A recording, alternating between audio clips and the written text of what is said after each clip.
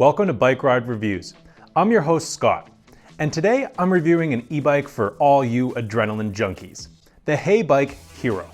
It's packing a 1000 watt motor, a carbon fiber frame, full suspension, and fat tires.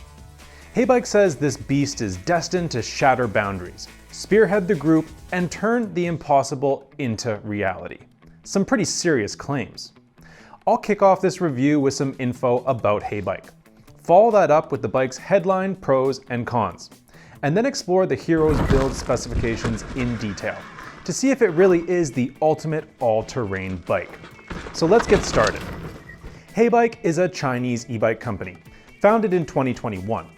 Heybike lists its headquarters as being in San Francisco, but it also sells e-bikes in Canada and several European countries.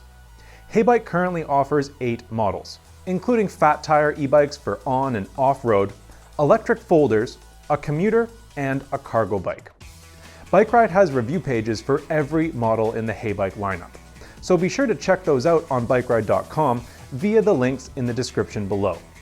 Plus, while you're on the website, you can explore our reviews of other bikes and accessories, see our curated best of lists, browse cycling events near you, polish your skills with our repair guides, and chat with other cyclists around the world in our forums. Heybike calls the Hero the ultimate electric all-terrain bike. At first glance, it looks up to the task. The Hero has beefy 26 by 4 inch tires, a 120mm hydraulic coil suspension fork, and a rear air shock. It can be purchased with an unrestricted 1000 watt rear hub motor or a 750 watt mid-drive motor. The Hero has a thumb throttle and a speed limit that can be adjusted up to 35 miles per hour. Both motor options use a 48 volt system with an 864 watt-hour battery housed within the frame. This combination of a throttle, powerful motor, and high top speed means the bike cannot be ridden legally on public roads or trails in most places. Heybike states on its website that the Hero's battery is certified for compliance with UL 2849. As UL 2849 applies to an e-bike's entire electrical system, not the battery, this is confusing. Batteries are normally certified for UL 2271. When I queried this directly with Heybike, they told me the UL 2849 certification is actually in progress, not complete. They couldn't provide a timeline for completion, and given that the Hero was launched over a year ago, and Heybike states on its website that the bike is UL 2849 certified, I question the reliability of both Heybike and the Hero. The bike has IPX4 weather protection, which means it's protected against water splashes from any direction. But this isn't sufficient for heavy rainfall, which isn't what you'd expect from the ultimate electric all-terrain bike. The Hero is powerful and fast on pavement and light gravel, or dirt paths. I enjoyed the powerful motor and high top speed using pedal assist or the throttle. In these terrains, the Hero lives up to Heybike's claims of exhilarating motor power. The Hero lets you customize the speed limits for both throttle and pedal assist in each assist level. Or you can keep it simple by having just one speed limit for pedal assist and throttle. It's very easy to change the speed limit using the Bluetooth connected smartphone app. It's also nice to be able to adjust the sensitivity of the torque sensor. On less aggressive off-road terrain, the Hero's suspension gives a more comfortable ride than the hardtail adventure e-bikes that I've ridden. The rear shock can be tuned by changing the air pressure, giving it a level of adjustability that's not found on cheaper mechanical shocks. The smooth ride over gravel and dirt roads lets you enjoy the bike's high top speed without being knocked around. However, it is easy to find the limits of the suspension's capabilities. Our Hero's unrestricted 1000 watt motor means it's classed as a motor vehicle in most jurisdictions, and without proper license and registration, can only be ridden on private land. Heybike heavily promotes the bike's off-road capability, going so far as to call it an e-mountain bike, designed to shatter boundaries and turn the impossible into reality.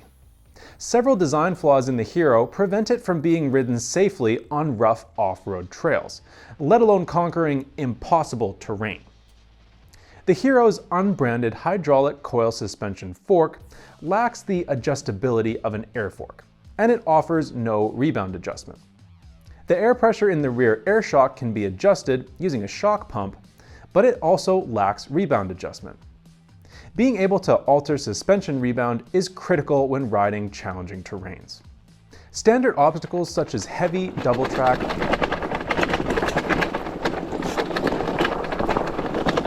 or rocky washboarding on forestry roads forced me to ride very slowly and had me bouncing violently. Tested on local dirt bike trails, the Hero failed to rise to the challenge.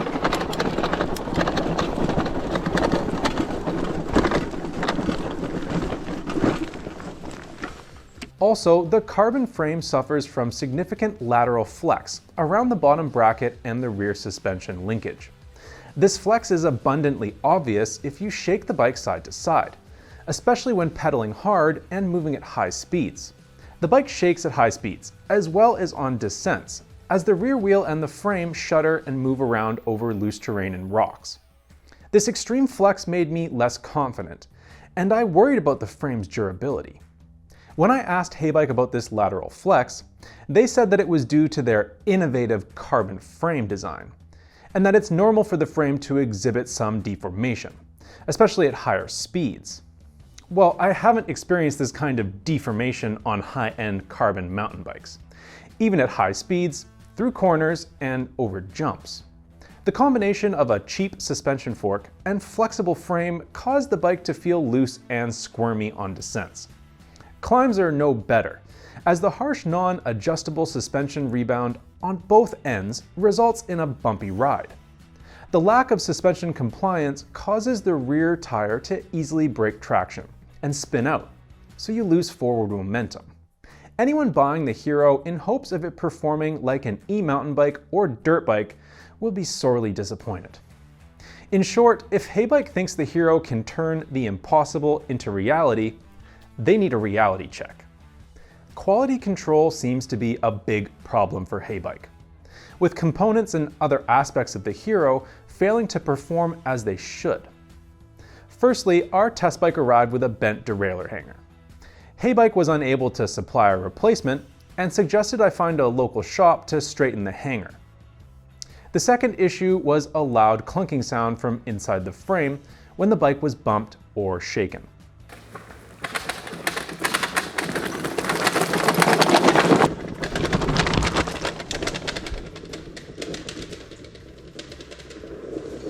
It sounded like some internal component, such as the motor controller, wasn't properly secured. I also asked Heybike about this problem, and they claimed it was down to their innovative carbon frame. A laughable response. Here's some audio of the bike riding over light bumps. You can decide how much you'd enjoy hearing this sound throughout your entire ride. And remember, this bike is apparently the ultimate off-roader.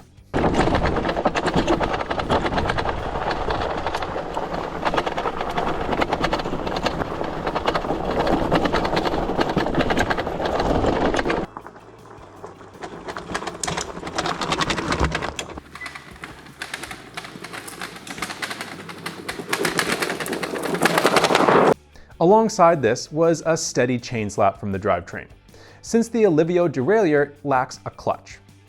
This is a fundamental omission on a bike allegedly designed to go off-road. The next problem was the out-of-spec rear brake rotor. The rotor thickness varied from 1.6 millimeters to 1.8 millimeters around its circumference.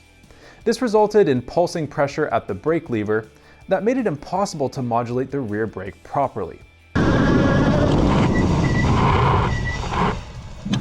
and caused the rear wheel to lock up too easily.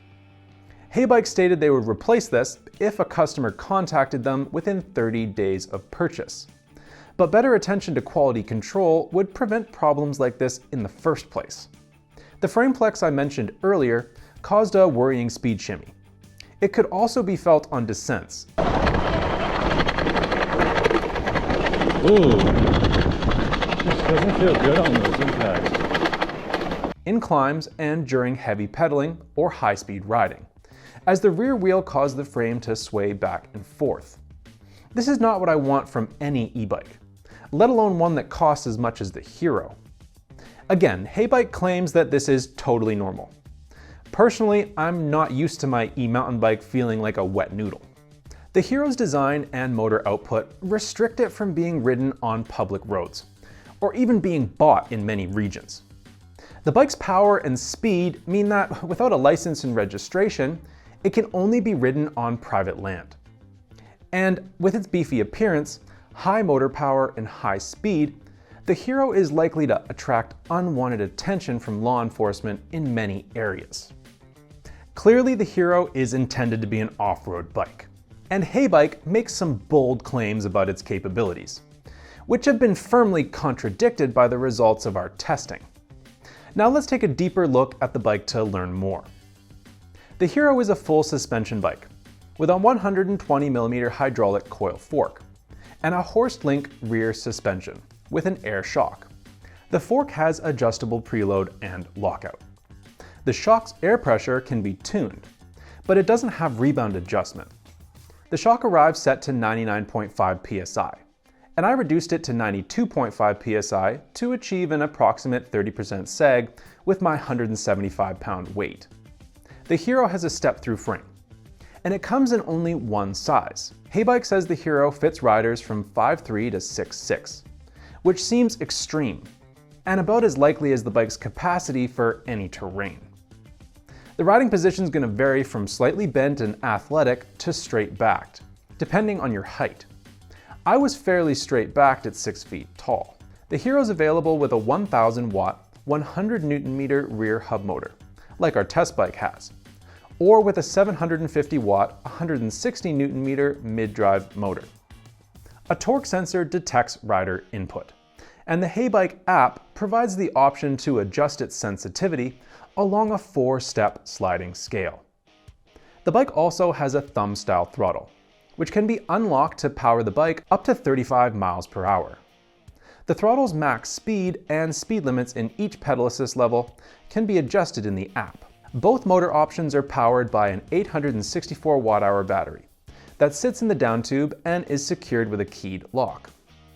The battery can be charged on or off the bike using the same charge port and the supplied 4-amp charger, which provides a full charge in about 5 hours. The Hero rolls on spoked 26-inch aluminum rims and 4-inch Chaoyang tires with a knobby tread and puncture protection. The bike has nutted axles at both ends. The drivetrain has a 48-tooth chainring with a single-sided aluminum guard, 9-speed 11 to 32-tooth cassette, and Shimano Alivio derailleur. The trigger shifter lives on the right side of the bars, and it has a gear indicator. Braking is handled by aluminum brake levers with reach adjustment and RSX 4-piston calipers, which have 180mm rotors. I've already covered the suspension, so I'll just jump to the cockpit. The cockpit is fairly streamlined, with an integrated color display in the middle of the 700mm flat bars. The bars are adorned with lock-on faux leather grips, a thumb-style throttle on the left next to the 3-button control pad, and the underslung trigger shifter. The final touch points are the QBP NUS Cruiser saddle and aluminum platform pedals. The Hero's headlight is integrated into the bars, and it offers high and low beams. The rear light is integrated into the seat post, and it can be set to steady or flashing, but it has no braking function. Obviously, if you decide to use a different seat post, you'll also have to find another rear light. The Hero can reach 35 miles per hour, but since many other e-bikes are limited to 20 miles per hour, I completed the following test with the Hero's top speed limited to 20 miles per hour. Restricted to 20 miles per hour, the Hero powered up the small hill in an impressive 2 minutes and 49 seconds. This was close to the fastest time recorded, with only the Vituvia SN100 beating it by 2 seconds. The Vituvia has no option to adjust its top speed, and it can hit 28 miles per hour in its stock setting. If I remove the Hero's 20 mile per hour speed limit, it gets up the small hill in just 2 minutes and 6 seconds, reaching over 30 miles per hour. The Hero again showcased its powerful 1,000 watt motor in the medium elevation hill climb. ascending the hill in just 2 minutes and 12 seconds.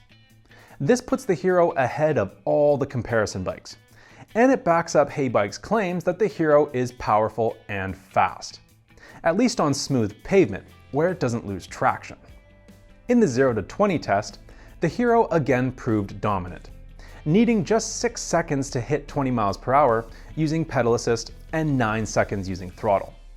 The Hero's 6-second pedal assist time puts it among the fastest accelerating e-bikes that I have ridden. After the Hero's strong results in our other tests, their range tests were slightly disappointing. However, to be fair, these tests were carried out off-road, with lots of loose dirt, climbs, and descents. This is in sharp contrast to my standard range test route, which only includes pavement, with some steep hills, but also lots of mellow inclines and flat ground. Because the Hero isn't legal on the road, I had no choice but to test it off-road. For this reason, it doesn't make sense to compare the range to previously tested models. In the Pedal Assist 5 test, the Hero covered 28.42 miles and 1,207 feet of elevation at an average speed of 14.9 miles per hour. And using Pedal Assist Level 3, the Hero traveled 39.68 miles and 1,446 feet of elevation at an average speed of 13.8 miles per hour. In the braking test, the Hero stopped from 20 miles per hour in 19 feet, which is acceptable from a safety perspective, but it falls short of most of our comparison bikes. The best result was achieved with the Nomad 1 Plus, which stopped in 16 feet. Initially, I was impressed with the bike's acceleration, speed, and comfort, as I raced along some bumpy pavement and dirt roads. Over light off-road terrain, the full suspension ride is comfortable and exciting. The motor is powerful, and the high top speed is exhilarating. The Hero's ability to exceed 28 miles per hour using pedal assist or throttle means that you can ride this bike like a motorcycle if you don't want to pedal. I also appreciated having the option to set different top speeds for the throttle in each assist level, and adjust the sensitivity of the torque sensor. The most sensitive setting was my favorite for responsive motor output. Pedaling up to 20 miles per hour on smoother terrain, I noticed no real issues. But as soon as I started to push up to speeds around 28 miles per hour, the problems appeared. The first was the bike's inability to reach its claimed top speed. In most conditions, it tops out around 28 to 32 miles per hour. However, if you do pedal hard at high speeds, the rear end starts to sway back and forth with each pedal stroke. And this gets worse if you get out of the saddle to pedal hard. This was my first experience with the Hero's flexible frame. So I started experimenting. And I found that shaking the bike while riding caused a significant speed shimmy. As I mentioned in the cons, this flex also occurs in corners, down descents, and whenever the rear tire hits an obstacle, like a rock or a root. As a result, the rear end of the bike is super squirmy, and I lost confidence in it.